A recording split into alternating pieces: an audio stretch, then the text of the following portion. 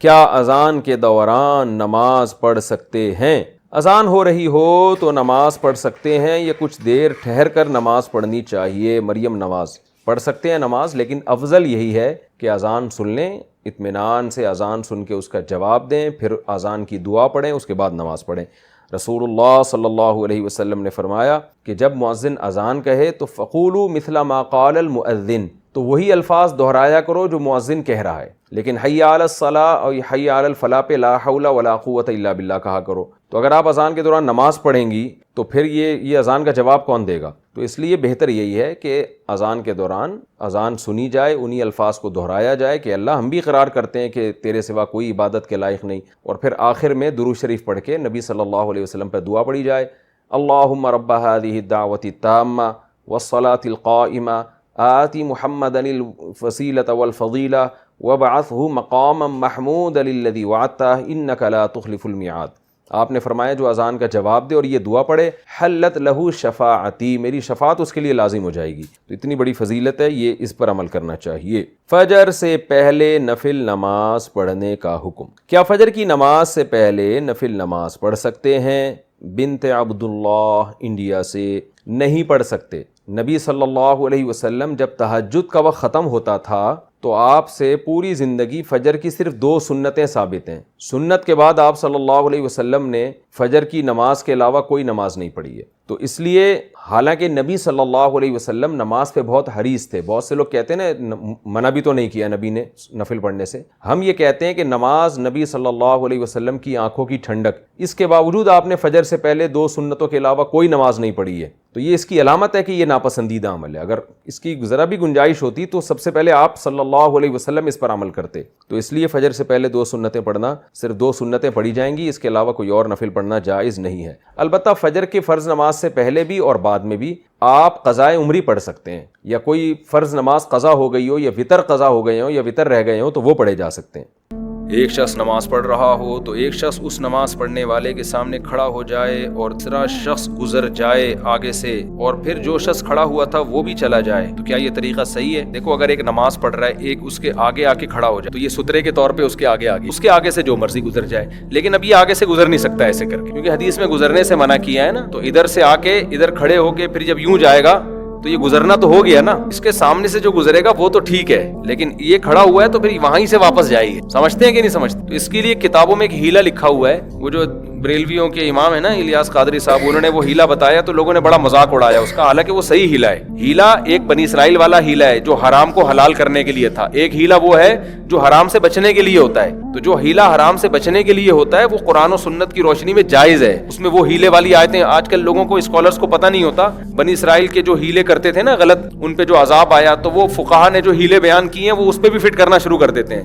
دیکھیں یہ مولوی لوگ لوگوں کو ہیلے بتا رہے ہیں، یہ حرام کر رہے ہیں۔ قرآن میں دونوں طرح کے ہیلوں کا ذکر ہے، جائز ہیلوں کا بھی اور حرام ہیلے کا بھی۔ حرام ہیلہ جو بنی اسرائیل مچھلیوں کا شکار کیا کرتے تھے جال لگا کے، کہ ہفتے کو منع ہے تو ہم جال ہفتے کو لگائیں گے، نکالیں گے اتوار کو ہم، تو آتی تو ہفتے کو ہی پھنس جاتی تھی وہ ساری، تو شکار تو ہو گیا نا۔ تو وہ ہیلہ حرام میں مبتلا کرنے، اپنے آپ کو حرام میں مبتلا کرنے کے لیے تھا، ایک ہوتا ہے حرام سے بچنے کے لیے۔ اس کی مثال ہے جیسے حضرت ایوب علیہ السلام جب بیمار تھے تو ان کی بیوی نے ان کی بہت خدمت کی تھی، لیکن بیماری میں انسان تھوڑا غصے کا تیز ہو جاتا ہے، تو کسی دن خدمت میں کوتاہی ہوئی تو حضرت ایوب علیہ السلام نے قسم اٹھائی کہ میں ٹھیک ہوا تو تجھے 100 کوڑے ماروں گا، میں 100 ڈنڈیاں ماروں گا۔ اب جب ٹھیک ہوئے تو ان کو احساس ہوا کہ بیوی کو، اور اتنی خدمت گزار بیوی، اور پھر پیغمبر کیسے 100 ڈنڈے مارے بھائی اس کو، اور پھر قسم بھی اٹھا لی، پیغمبر اپنی قسم کے بہت پابند ہوتے ہیں۔ تو اللہ میاں نے ہیلہ بتایا، خذ بیدک ضغثا، ایک جھاڑو لیں جس کے 100 تنکے ہو، تو ایک ہی دفعہ میں آپ یوں کر کے لگا دیں۔ بیوی کو بھی بتا دیا کہ بھئی یہ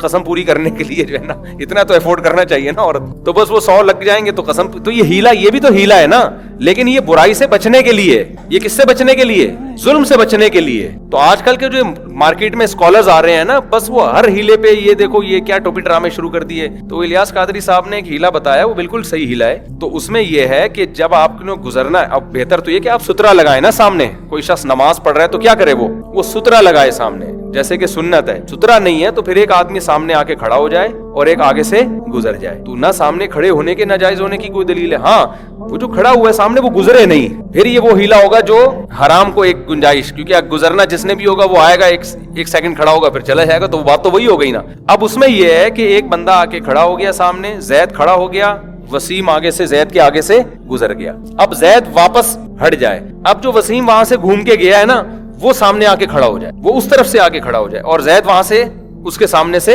گزر جائے اور یہ پھر واپس ہو جائے. تو کوئی بھی گزرنے کا عمل کسی کی طرف سے بھی نہیں ہو رہا, تو یہ بالکل جائز ہے, کوئی حرج نہیں ہے اس میں. لیکن ہمارے یہاں ہر آدمی اتنا بڑا فنٹر ہے نا, جیسے ہر آدمی مفتی بھی ہے, ہر آدمی ڈاکٹر بھی ہے, ہر آدمی سائنسدان بھی ہے, ہر آدمی انجینئر بھی ہے, ہر آدمی مبصر بھی ہے, تبصرے بھی, یہ عمران خان ایکچولی یوں ہے, شہباز شریف. ابے تو نہ عمران خان سے ملا ہے, نہ تو شہباز شریف سے ملا ہے, نہ تجھے کوئی سیاست میں کچھ ایسے لوگوں سے تیری ملاقاتیں ہوئی ہیں جن سے تجھے صحیح خبر ملے. تو نے کبھی پی ٹی آئی کو سن لیا تو اس کے خلاف ہو گیا, ان کو سن لیا تو اس کے خلاف ہو گیا. تو جب تک کوئی صحیح آپ کے پاس خبر نہ ہو تبصرہ نہ کریں. ہاں صحیح مستند خبریں اس کے بعد ایک رائے قائم کریں, پھر پہلے ادھر ہو جائیں ادھر ہو جائیں, اس میں آپ اللہ کو جواب دے سکتے ہیں. اکثر لوگوں کے پاس نالج بالکل بھی نہیں ہوتی, پھینک رہے ہوتے ہیں لمبی لمبی. اور میرے بھائی جو لوگ بھی اسلام قبول کر چکے ہیں, کلمہ پڑھ چکے ہیں, اللہ نے حکم دیا ہے کہ مجھے مانتے ہو تو خالی پیلی کا دعویٰ میں قبول نہیں کروں گا.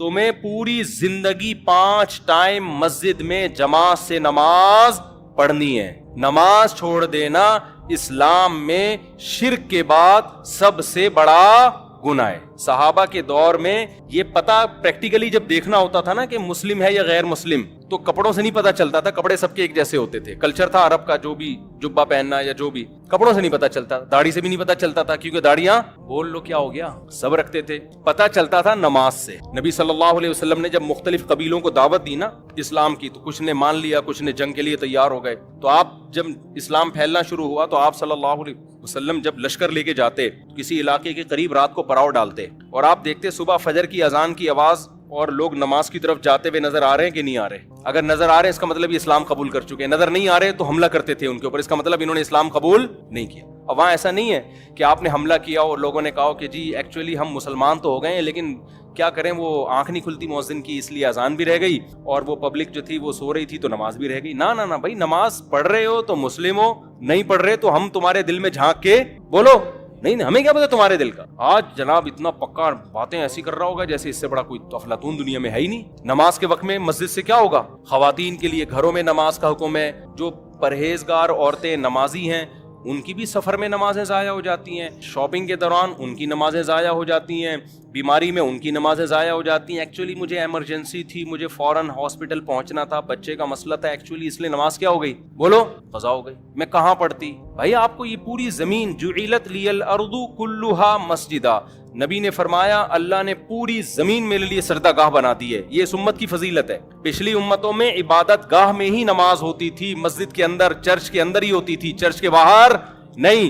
اس امت کی یہ فضیلت ہے, جہاں نماز کا ٹائم ہو قضا نہیں ہونے دینا. قضا ہو رہی ہے وہیں مصلی بچھاؤ, مصلی نہیں ہے روڈ پہ پڑھ لو, یہ تو مصلی بھی ہم نے ایسے ہی لگا دیا ساتھ میں, مٹی میں پڑھو, روڈ پہ پڑھو, سڑک پہ پڑھو. وہمی لوگ تو وہاں دیکھتے رہیں گے کتا تو نہیں چاٹ کے گیا ہے یہاں پہ, ایسے تو ہو سکتا ہے کتا آپ کی جائے نماز کو چپکے سے چاٹ کے چلا گیا ہو. جب تک یقین نہ ہو کسی جگہ کے ناپاک ہونے کا, تو شریعت کہتی ہے اس وقت تک اس کو پاک ہی سمجھا جائے گا, جب تک اپنی آنکھوں سے نہ دیکھو. حضرت عمر کے دور میں سفر میں لوگ تھے, ایک تالاب آیا, اس سے وضو کرنے لگے, تو وہاں جا کے کسی نے تحقیق شروع کی, بھائی اس تالاب میں کسی کتے نے منہ تو نہیں ڈالا. حضرت عمر کو غصہ آیا, فرمایا اب ہمو ما ابہم اللہ, ہم نے تو نہیں دیکھا نا کسی کتے کو منہ ڈالتے ہوئے, تو جس چیز کو اللہ نے چھپا دیا اس کو کیا کرو, چھپا دو اس کو, جب تک ہم نے نہیں دیکھا ہم پاک سمجھیں گے. اب پتہ چلا آپ نے تحقیق شروع کر دی, کتے نے منہ ڈالا ہے, کسی نے آگے ہاں جی کتے نے منہ ڈالا ہے, اب آپ کو لو بھی کتے نے منہ ڈال دیا, اب دوسرا تالاب تلاش کرو بیٹھ کے. کبھی بھی سفر میں اپنے ساتھ کسی وہمی کو مت رکھو, ٹینشن دیتا ہے وہ. اب کتے نے منہ ڈالا تو دوسرا تالاب تلاش کرو نا. تیمم ایسے تھوڑی جائز ہے, تیمم تو جب جائز ہے جب پانی کی پوری کوشش کر لی آپ نے, کہیں بھی نہیں مل رہا, پھر تیمم جائز ہوتا ہے. اب بیٹھو. حضرت عمر نے کہا بھائی ہمیں کیا پتا, بس اللہ نے چھپا دی ایک چیز کو, کیا رکھو, چھپا کے رکھو, وضو کرو اور نکلو آگے سے. میں ہوتا وہاں پہ تو میں کہتا کہ بھائی نہیں, میں یہ وہاں یہ نہیں کہتا, یہاں ہوتا تو کہتا پتلی گلی سے, ٹھیک ہے نا. تو اس لیے عورت ہو مرد ہو, جہاں نماز کا ٹائم ہو وہاں نماز پڑھنی پڑے گی. ایک بات سوچ لیا کریں, اگر کسی عذر کی وجہ سے نماز قضا کرنے کی اجازت ہوتی تو میدان جنگ میں جب دشمن کی طرف سے تیر تلوار چل رہے ہوتے اس وقت اللہ اجازت دے. وہاں جب اللہ نے اجازت نہیں دی تو اب کہیں بھی اجازت نہیں ہے. لوگ کہہ سکتے ہیں جی غزوہ خندق میں تو نبی کی 4 نمازیں قضا ہوئیں جنگ کے دوران. بھائی اس وقت اللہ نے یہ آیتیں نازل نہیں کی تھی کہ جنگ میں نماز چھوڑنے کی اجازت نہیں ہے, اس لیے نبی کی قضا ہو گئی کہ آپ کو پتہ نہیں تھا کہ میں کیسے پڑھوں, تیر چل رہے تو ہم تو شہید ہو جائیں گے نا. بھائی آپ صلی اللہ علیہ وسلم یہ جانتے تھے کہ نماز ہوتی ہے قبلے کی طرف رخ کر کے, فرض نماز قبلے کی طرف رخ کرنا ہے, با جماعت ہے, صفیں بنیں گی, امام قرات کرے گا, مقتدی سنیں گے اور 4 رکعتیں پڑھیں گے, اس طرح سے نماز ہوگی. اب اس طرح سے پڑھ نہیں پا رہے کیونکہ جان کا خطرہ ہے, تیر آ رہے ہیں, تو آپ نے نماز چھوڑ دی. بھائی جان بچانا پہلے کیا ہے, فرض ہے. لیکن بعد میں قرآن کی آیتیں نازل ہوئیں کہ بھئی نماز چھوڑنے کی اجازت نہیں ہے, جان بھی بچانا ہے اور نماز بھی پڑھنی ہے. یا اللہ کیسے پڑھیں نماز, ہم کیسے پڑھیں؟ تو اللہ نے فرمایا کہ فَإِنْ خِفْتُمْ فَرِجَالًا أَوْ رُكْبَانًا, پراپر طریقے سے پڑھو جیسے جماعت سے پڑھتے ہو. خطرہ ہے کہ بھئی ایک ہی بم آ کے گرے گا, سارے نمازی شہید ہو جائیں گے, یا آگے دشمن پہ کون ہوگا, تو صلاۃ الخوف کا حکم دے دیا کہ بھئی امام 1 رکعت پڑھائے اور 1 رکعت جو ہے نا لوگ آگے دشمن کے سامنے کھڑے رہیں. امام جب سلام پھیرے تو یہ آگے دشمن کے سامنے کھڑے ہو جائیں اور وہ لوگ آ کے 1 رکعت یہاں امام کے پیچھے پڑھ لیں. تو ان کی چلنے پھرنے سے نماز نہیں ٹوٹے گی, نماز کے اندر ہی ٹریولنگ ہو رہی ہے نا, لیکن نماز نہیں ٹوٹے گی. تو اس طرح سے نماز ہو جائے گی. اللہ نے کہا میدان جنگ میں اس طرح سے اجازت ہے. اے اللہ بعض دفعہ اتنا بھی نہیں ہو سکتا, ہم اتنے تھوڑے ہیں کہ آدھے لوگ دشمن کے سامنے ٹھہرے اور آدھے پیچھے جماعت سے نماز پڑھیں گے تو ہم کمزور پڑ جائیں گے. تو اللہ نے کہا فریجالن او رکبانا, کوئی بات نہیں, گھوڑے پہ سوار ہو کے پڑھ لو. پھر کس طرح پڑھو, گھوڑے پہ. یہ بھی نہیں ہو سکتا, پیدل پڑھ لو, اشاروں سے پڑھ لو. اے اللہ اتنی ٹینشن کیوں, تو دے کیوں رہا ہے, یہ کیوں نہیں کہہ رہا کہ چھوڑ دو؟ کیا ہو گیا بھائی بتاؤ, یہ شاپنگ سینٹر میں اتنی ٹینشن ہوتی ہے جتنی میدان جنگ میں ہو رہی ہے کہ اللہ کہہ رہے جان تو پہلے ہی بچانی ہے. ایسا نہ ہو کہ جان دے دیں اور نماز نہ چھوڑیں, وہ تو غلط ہو جائے گا, پہلے جان بچانی ہے نا. لیکن اللہ ہمیں ایڈجسٹ کر رہے ہیں نا کہ بھئی ایسے طریقے سے پڑھو کہ جان بھی بچے اور نماز بھی ہو جائے. تو اس کے لیے آسان کرتے جا رہے ہیں. بھئی آدھے امام کے پیچھے, آدھے دشمن کے سامنے. یہ نہیں ہو سکتا, کوئی بات نہیں, سواری پہ بیٹھ کے پڑھ لو. یہ نہیں ہو سکتا, چلتے ہوئے پڑھ لو. چلتے ہوئے کیسے پڑھی جائے گی ایک الگ مسئلہ ہے, لیکن پڑھ لو. یہ نہیں ہو سکتا, یہ تو ہو سکتا ہے, ٹھیک ہے نا, چند منٹ کے لیے. بالفرض اگر یہ بھی نہیں ہو سکتا پھر معاف ہے. اصل مسئلہ یہی ہے کہ جان کو بچانا کیا ہے پہلے ضروری, اپنا بھی اور اپنی قوم کی جان کو بھی بچانا. بعض دفعہ یہ ہے کہ آپ نے میدان جنگ میں نماز پڑھی, آپ تو بچ گئے, لیکن اتنا بڑا بم پیچھے مار دیا نا دشمن نے کہ پیچھے پوری قوم ہی تباہ ہو گئی. تو اے اللہ اتنی ٹینشن تو کیوں دے رہا ہے ہمیں, ہم رات کو اکٹھی ساری نمازیں پڑھ لیں گے نا. یہ میدان جنگ ہمیشہ تھوڑی لگا رہے گا. ابھی ہم ظہر قضا کر دیتے ہیں, عصر کے ٹائم پہ پڑھ لیں گے, عصر قضا کر لیتے ہیں, مغرب کے ٹائم پہ مغرب قضا کر لیتے ہیں, عشاء کے ٹائم پہ. اللہ کہتے ہیں نا نا نا نا نا, مجھے پتا تھا کہ رات کو 5 نمازیں تم قضا پڑھ سکتے ہو, ابھی تمہارے پاس ٹائم نہیں ہے, لیکن میں اتنی ٹینشن تمہیں اس لیے دے رہا ہوں.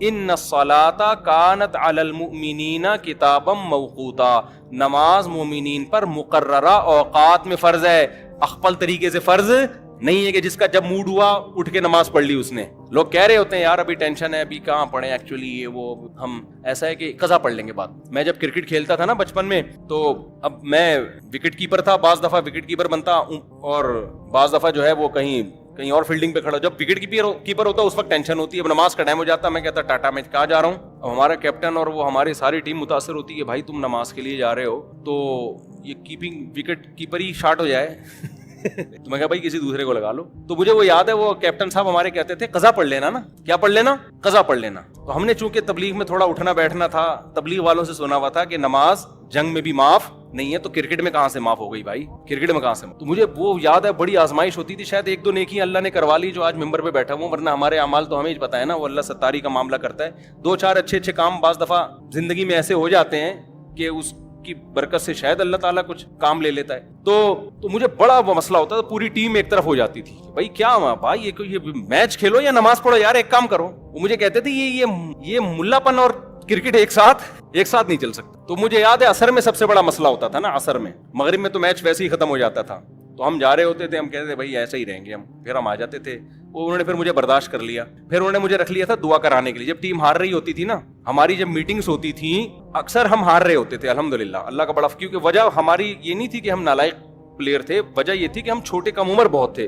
ہمارا جو مقابلہ, ہم 17 سال کے, 16 سال کے, 15 سال کے لونڈے لپاڑے, اور ہمارا مقابلہ ہوتا تھا 30-35 साल के खिलाड़ियों से, तो जाहिर है पिटना हम नहीं था, वो पुराने खेड़ू ना, न्यू वाइट, अभी तक याद है मुझे, वो हमारी एक मुकाबले में टीम आती थी, तो हम थे छोटे, हमारी टीम में 4-5 बुजुर्ग थे जो हमको लीड कर रहे थे। तो फिर उन्होंने जब देखा कि ये बड़ा नमाजी परहेजगार सा है, टोपी पहन के नमाज पढ़ने जा रहा होता है, वापस आके टोपी जेब में रखी और फील्डिंग शुरू कर दी। अब मैं जाता भी ओपनर जाता था और लपेट के ना 5-6 चौके छक्के लग गए तो पूरा रुख हो गया, आउट हो गए तो बाहर हो गए, तो ओपनर। तो अब क्या हुआ कि फिर उन्होंने क्या किया कि फिर जो हमारी मीटिंग्स होती थी ना, जो मंथली मीटिंग्स के, टीम हार क्यों रही है, ज्यादातर तो इसी पे होती थी इस पे नहीं होती थी जो हम इतनी अच्छी प्रोग्रेस हमने की है तो अब मजीद अगले मैच में और अच्छा कैसे, भी इतनी हारे क्यों हम।